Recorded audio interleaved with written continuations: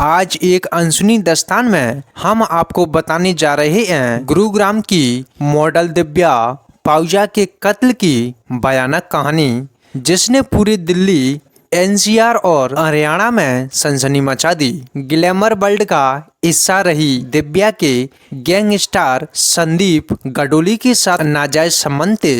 Encounter में गडोली के मारे जाने के बाद दिव्या के गुरुग्राम के होटल सिटी पॉइंट के मालिक अभिजीत से संबंध बने। हालांकि किसी को अंदाजा नहीं था कि यह रिश्ता एक भयानक मोड़ ले लेगा, जिसके तार ब्लैकमेलिंग और साजिशों के जाल से बुने होंगे। 1 जनवरी 2024 को दिव्या नए साल का जश्न मनाने घर से निकली, फिर वापस नहीं लौटी।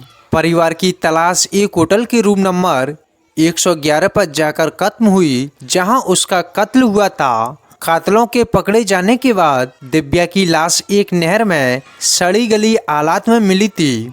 गुरुग्राम के बलदेव नगर में दिव्या अपने माता पिता और बहन नैना के साथ रहती थी। देखने में खूबसूरत दिव्या ने शुरुआती दौर पर एक आईटी कंपनी में काम किया और फिर मॉडलिंग में हाथ जमाने मुंबई पहुंच गई। चंद छोटे मोटे मॉडलिंग प्रोजेक्ट करने के बाद जब उसका मुंबई में गुजारा मुश्किल होने लगा तो वो गुरुग्राम लौट आई। कुछ छोटे मोटे शो करते हुए एक रोज दिव्या की मुलाकात संदीप गडोली से हुई थी, जो एक खूंखार गैंगस्टर था। संदीप के पिता हरियाणा पुलिस में सब इंस्पेक्टर थे। समय के साथ संदीप ने पूरे हरियाणा में अपनी गुंडागर्दी और हत्या का क्रिमिनल वर्ल्ड में ऐसा नाम बनाया कि पूरे दक्षिण हरियाणा और दिल्ली से मदद मिलने लगी। फिल्मी स्टाइल से वो अपनी ऐशो आराम की जिंदगी जीता था। उसकी लाइफ स्टाइल पर फिदा होकर दिव्या उसे पसंद करने लगी। चंद मुलाकातों के बाद ही 21 साल की दिव्या गैंगस्टर के साथ रिलेशनशिप में आ गई। दिव्या सबसे पहले तब सुर्खियों में आई जब 7 फरवरी 2016 को उसके बॉयफ्रेंड और गैंगस्टर संदीप गडोली का मुंबई में एनकाउंटर हुआ। रिलेशनशिप में आने के बाद दिव्या और संदीप लिव इन रिलेशन में रह रहे थे, लेकिन समय के साथ दोनों के रिश्तों में कड़ावट आने लगी। दोनों के जमकर झगड़े होते थे, जिसके चलते चंद महीनों में ही दोनों अलग हो गए। वहीं दूसरी तरफ हरियाणा पुलिस संदीप की तलाश में थी। उसने संदीप तक पहुंचने के लिए दिव्या को निशाना बनाया। रिपोर्ट यह भी रही कि जिस समय मुंबई के एयरपोर्ट मेट्रो होटल में संदीप का एनकाउंटर हुआ, उस समय दिव्या उसके साथ ही थी। उन्होंने ही पुलिस को संदीप के होटल में होने की जानकारी दी। संदीप का एनकाउंटर कई वजहों से विवादों में रहा। हरियाणा पुलिस ने दावा किया कि जिस समय वो संदीप पर सरेंडर करने का दबाव बना रही थी, उस समय उसने पुलिस पर हमला किया और हमले में 3 गोलियां लगने से वो मारा गया। जबकि मुंबई पुलिस ने जांच में पाया कि एनकाउंटर के समय संदीप निर्हत्या था। ये एनकाउंटर फेक था। एक रिपोर्ट यह भी थी कि हरियाणा पुलिस ने अंडरवर्ल्ड के दबाव में इसे अंजाम दिया था। नतीजन एनकाउंटर में शामिल पुलिसकर्मियों और इंस्पेक्टर प्रद्युम्न यादव को अरेस्ट कर लिया गया। इस मामले में शामिल होने पर दिव्या भी गिरफ्तार हुई थी। आरोपी साबित होने पर उन्हें 7 साल की सजा हुई। जून 2023 में दिव्या जमानत पर बाहर आई।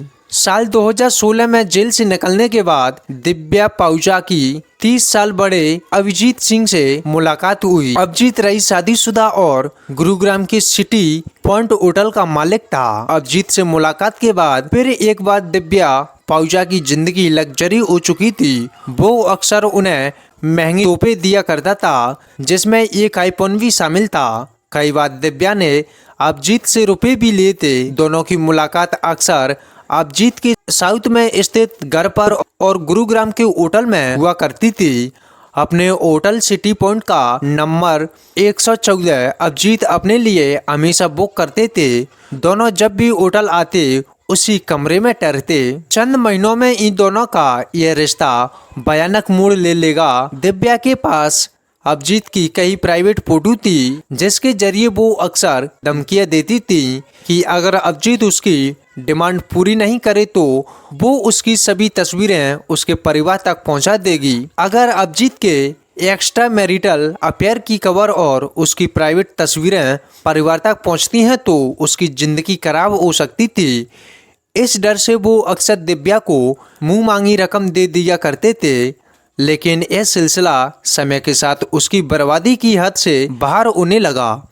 अभिजीत ने कई बार दिव्या से रिक्वेस्ट की कि वो धमकियां ना दें क्योंकि वो और रुपए नहीं दे सकते, लेकिन इस बार दिव्या की डिमांड 30 लाख रुपए की थी। दिव्या पाउजा नए साल का जश्न मनाने के लिए अभिजीत के साउथ में स्थित घर गई थी। न्यू ईयर पार्टी में अभिजीत के दोस्त बलराम, रवि बंगा, विवेश और मैदा भी शामिल थे। सभी ने देर रात तक पार्टी की और फिर मैदा वहां से निकल गई। मैदा के निकलने के बाद फिर दिव्या ने पैसों की बात छेड़ दी। दोस्तों के सामने कोई निकले इसलिए अभिजीत ने दिव्या को घर से दूर ले जाना बेहतर समझा। अभिजीत, बलराज और दिव्या देर रात 3:15 बजे अपनी मिनी कूपर से घर से होटल के लिए रवाना हुए। तीनों करीब 4 बजे होटल पहुंचे। जब रिसेप्शन पर उनके पसंदीदा रूम नंबर 114 की चाबी नहीं मिली तो कुछ देर इंतजार करने के बाद दोनों रूम नंबर 111 खुलवा दिया। अभिजीत और दिव्या कमरे में चले गए जबकि बलराज लौट गया। अगले दिन शाम करीब 6 बजे अभिजीत उस कमरे से निकले। वो पूरी तरह नशे में थे। उन्होंने सबसे पहले होटल स्टाफ एमराज और ओम प्रकाश से कमरा नंबर 114 खुलवाया और रिसेप्शन में आकर कहा कि ऊपर कमरे में एक लाश है, उसके हाथों मर्डर हो गया। उन्होंने स्टाफ से कहा कि जाओ रूम की सफाई कर दो और यह कहते हुए वो निकल गए। होटल में लाश होने की बात सुनते ही स्टाफ डर गया। स्टाफ ने सबसे पहले अनुज को कॉल किया जिसे कुछ समय पहले अभिजीत ने अपना होटल लीज पर दिया था। अनुज किसी भी तरह के कानूनी लफड़े में नहीं फंसना चाहते थे। ऐसे में उन्होंने स्टाफ से पुलिस को कवर करने को कहा। देर रात जब पुलिस पहुंची तो स्टाफ ने बताया कि अभिजीत रूम नंबर 114 में थे। जब पुलिस कमरे में पहुंची तो देखा वहां कुछ भी नहीं था, ना कोई लाश ना कोई सुराग। पुलिस ने समय की बर्बादी होने पर स्टाफ को फटकार लगाई और वहां से निकल गए।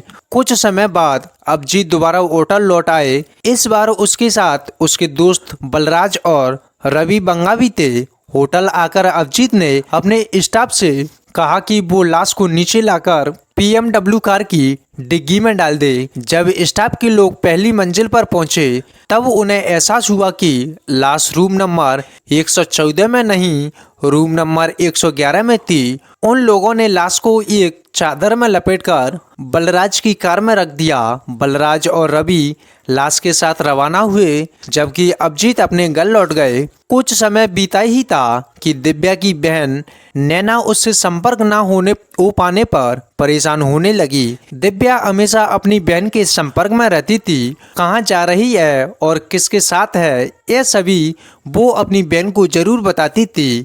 1 जनवरी को उन्होंने अपनी बहन को यह भी बताया था कि वो न्यू ईयर पार्टी के लिए अभिजीत के घर जा रही थी। दिव्या की बहन ने जब अभिजीत से संपर्क किया तो उन्होंने बात नहीं की। घबराकर जब वो अभिजीत के घर पहुंची तो दिव्या वहां भी नहीं थी। उसके बाद नैना सीधे पुलिस स्टेशन पहुंच गई। पुलिस इस बार तलाशी लेने सीधे गुरुग्राम के सिटी पॉइंट होटल पहुंची। वहीं होटल जहां चंद घंटे पहले ही पुलिस ने तलाशी ली थी। पहले तो होटल स्टाफ कहानियां बनाता रहा, लेकिन जब CCTV फोटो निकाले गए तो नतीजे चौंका देने वाले थे। पुलिस ने सबसे पहले यह देखने के लिए रिसेप्शन का CCTV फोटोज निकाला कि दिव्या वहां पहुंची या नहीं। फोटोज में दिव्या रिसेप्शन से रूम नंबर 101 में जाती दिखी। जब कमरा खोला गया तो मंजर दिल दहला देने वाला था।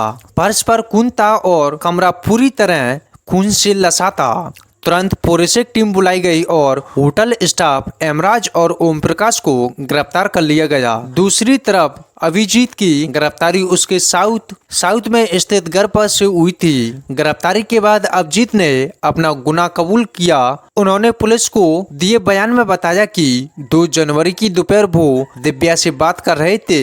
दिव्या ने उन्हें बताया कि सब लैंगिक है और उसे लड़कियों में दिलचस्पी है। वो किसी लड़की से मिलना चाहते थे। यह सुनते ही अभिजीत ने दोपहर 3:30 बजे अपनी दोस्त मैदा को कॉल कर होटल बुलाया। मैदा होटल पहुंची, उससे पहले ही दिव्या ने 30 लाख रुपए की मांग शुरू कर दी। अभिजीत ने उसे मनाने की खूब कोशिश की, लेकिन वो अपनी बात पर अड़ी हुई थी। दोनों के बीच अनबन इतनी बढ़ गई कि नशे और गुस्से में अभिजीत ने अपना आपा खो दिया और उसके सिर में गोली मार दी। गोली लगते ही दिव्या जमीन पर पड़ी और फर्श पर खून फैल गया। कत्ल के बाद अभिजीत को कुछ समय नहीं आया और वो काफी देर तक कमरे में ही लाश के पास बैठा रहा। कुछ देर बाद उसने होटल स्टाफ से सफाई के लिए कहा। फिर दोस्तों को लाश को ठिकाने लगाने बुला लिया।